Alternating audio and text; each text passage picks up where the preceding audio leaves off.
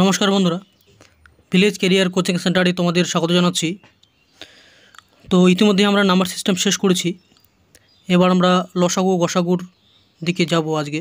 ঠিক আছে, লসাগু গসাগুর এলসি অর্থাৎ এলসিএম এসসিএফের অঙ্কগুলো করব। তো চলো, তার আগে এলসিএম এসসিএফের কিছু নিয়ম আছে অর্থাৎ সূত্র আছে, তো সেগুলো নিয়ে আজকে আমরা আলোচনা করব। তো চলো,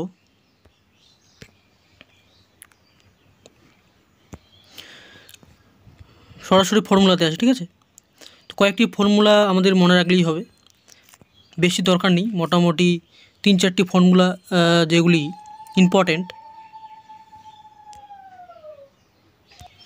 তো 3-4টি ফর্মুলা আমাদের ইম্পর্ট্যান্ট, আমরা সেগুলি সূত্র দেখে নেব। ঠিক আছে, ফর্মুলাগুলো। তো আমাদের এই যে 3 নম্বর ফর্মুলাটা আছে, তোমরা দেখতে পাচ্ছ, এই যে আমাদের 3 নম্বর ফর্মুলা। তো এই যে দেখতে পাচ্ছ তোমরা, যে 3 নম্বর ফর্মুলাটা আছে, যে দুটি সংখ্যার গুণফল ইকুয়াল টু সংখ্যা দুটির গসাগু এবং সংখ্যা দুটির লসাগু। ঠিক আছে, দুটি সংখ্যার গুণফল সমান সমান সংখ্যার দুটির লসাগু এবং সংখ্যা দুটির গসাগু। এই সূত্রটি আমাদের সব সময় কাজে লাগবে, প্রতিটি অঙ্কের ক্ষেত্রে এটি কাজে লাগবে।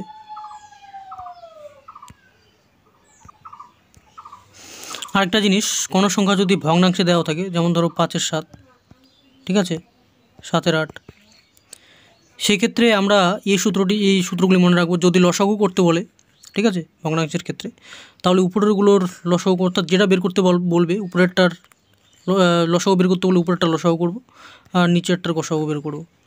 আর যদি গসাগু বের করতে বলে, তাহলে উপরেরটার গসাগু বের করব, নিচেরটার লসাগু বের করব। ঠিক আছে, তাহলে আমাদের হয়ে যাবে। যাই হোক, এটি হচ্ছে ইম্পর্টেন্ট 3 নম্বরটা, এটা মনে রাখবে তোমরা সবথেকে বেশি। আর তারপরে চলো, তারপরে আসি। তারপরে আছে আমাদের 4 নম্বর, যে দুটি সংখ্যার যোগফল গসাগু, দুটি সংখ্যার যোগফল ভাগ গসাগু সমান সমান সংখ্যা দুটির অনুপাতের যোগফল। ঠিক আছে,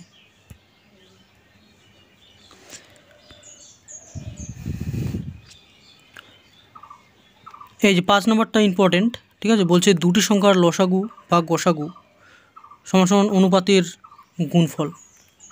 ঠিক আছে, দুটি সংখ্যার লসাগু ভাগ গসাগু সমান সমান অনুপাতের গুণফল। আর আরেকটা আছে, কোনো ক্ষুদ্রতম সংখ্যাকে এক্স, ওয়াই এবং জেড দ্বারা ভাগ করলে প্রতি ক্ষেত্রে পি অবশিষ্ট থাকবে। ঠিক আছে, তার সেক্ষেত্রে কী হয়, সেক্ষেত্রে হয় যে নির্ণয় ক্ষুদ্রতম সংখ্যা সমান সমান এক্স, ওয়াই, জেড এর লসাগু প্লাস পি।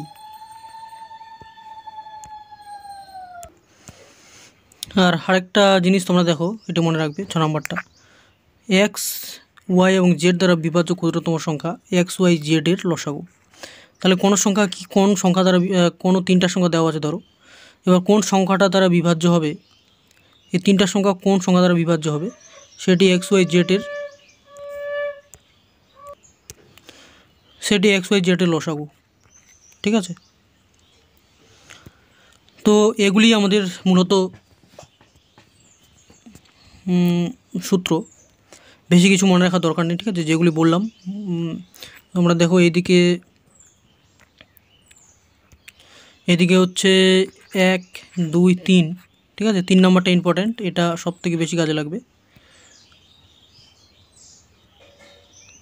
3 নম্বরটা সব থেকে বেশি কাজে লাগবে। ঠিক আছে, আর এইদিকে হচ্ছে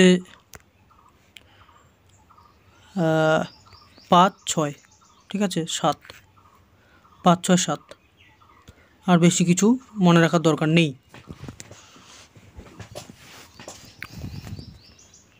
তো চলো আমরা 2-1টা অঙ্কে আসি। ঠিক আছে, 2-1টা অঙ্কে আসি। এখানে কয়েকটি সূত্র দেওয়া আছে,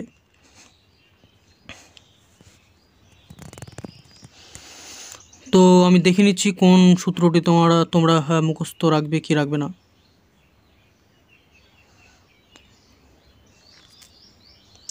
দরকার নেই, এগুলো সূত্র আমাদের দরকার নেই। ঠিক আছে, মূলত ওই 3-4টে সূত্র মনে রাখলেই হবে। চলো অঙ্কে আসি।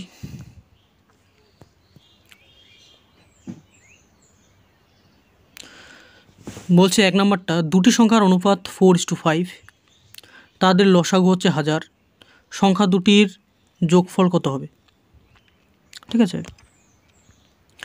তাহলে সংখ্যা দুটির লসাগু এবং দুটি সংখ্যার অনুপাত দেওয়া আছে, তাহলে সংখ্যা দুটিকে আমরা যদি বের করে নিতে পারি তাহলে আমরা লসাগু বের করতে পারবো। তাহলে সংখ্যা দুটিকে একটা আমরা যদি কমন সংখ্যা ধরে নিই, কমন সংখ্যাটা ধরে 1 ধরলাম, ঠিক আছে, তাহলে আমাদের কি হচ্ছে, সংখ্যা দুটি কী বেরোচ্ছে, 4x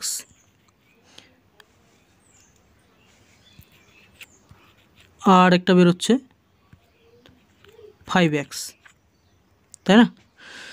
তাহলে আমাদের লসাগু কত হচ্ছে?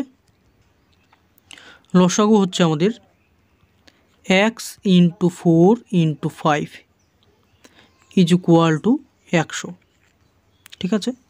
তাহলে আমাদের x = কত বেরোচ্ছে, এই 4 5 20 আর এদিকে 20 কাটলে বেরোবে 5, তাহলে x = বেরোচ্ছে 5। এবার বলছে সংখ্যা দুটির যোগফল কত। আমরা আগে সংখ্যা দুটি বের করে নিই।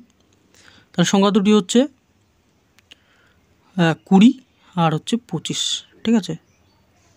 সংখ্যা দুটি একটা হচ্ছে 20 আর একটা হচ্ছে 25, তাহলে এই দুটার যোগফল কত বেরোচ্ছে?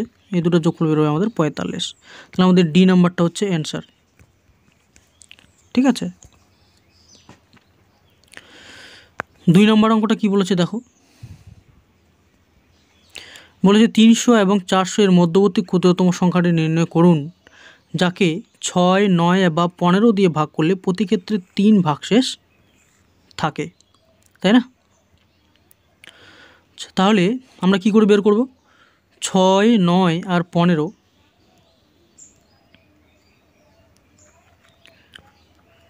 6, 9 আর 15 লসাগু বের করব, তাই না?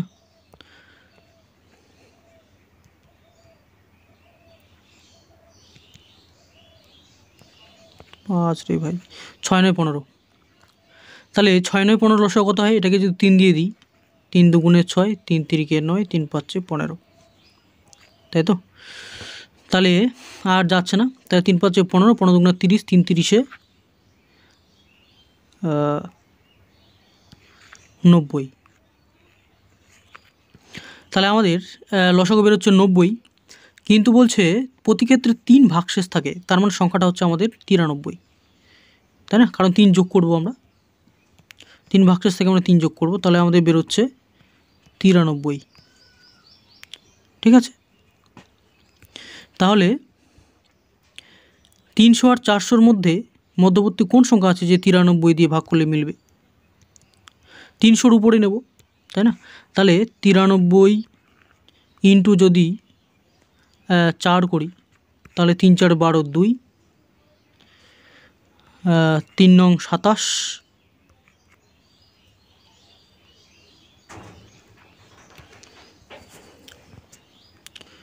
সরি আমাদের একটু সংখ্যাটা নেওয়া ভুল হলো বোধহয়, তাই না?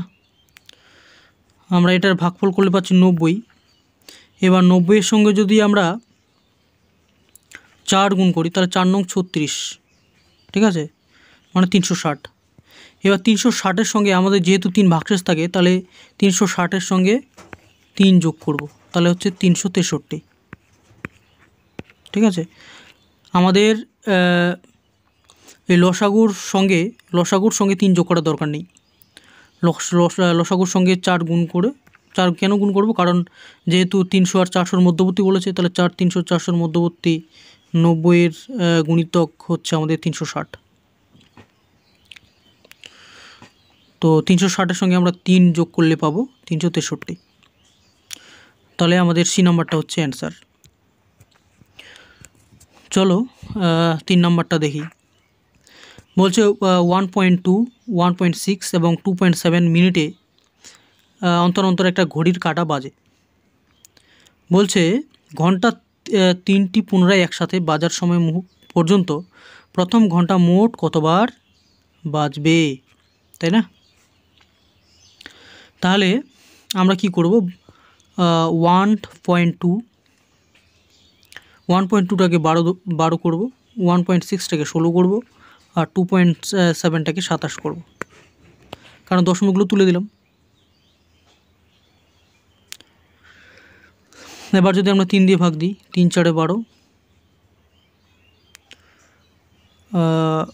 16 তো থাকলো, 3 নং 27। এবার যদি 4 দিয়ে দিই, তাই না? 4 দিয়ে দিলে হবে 1, 4 আর 9। তাহলে 3 গুণন 1 গুণন 4 গুণন 9, 3 একে 3। আচ্ছা, আরেকটা 4 হবে না? তাহলে 3 4 12, 4 বরং 48 আর 9। তাহলে 9 দিয়ে গুণ করবো। 9 8 নং 72, 2 4 নং 36, 7 3 39 40 41 42 43। তাহলে হচ্ছে 432 মিনিট, তাই না?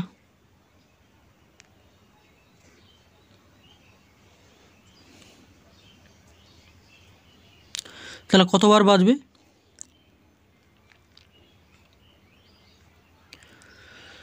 আমরা কি করব? 432কে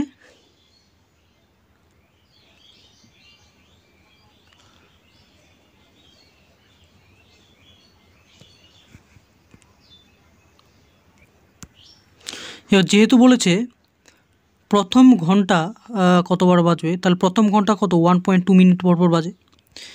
এবার 432কে আমরা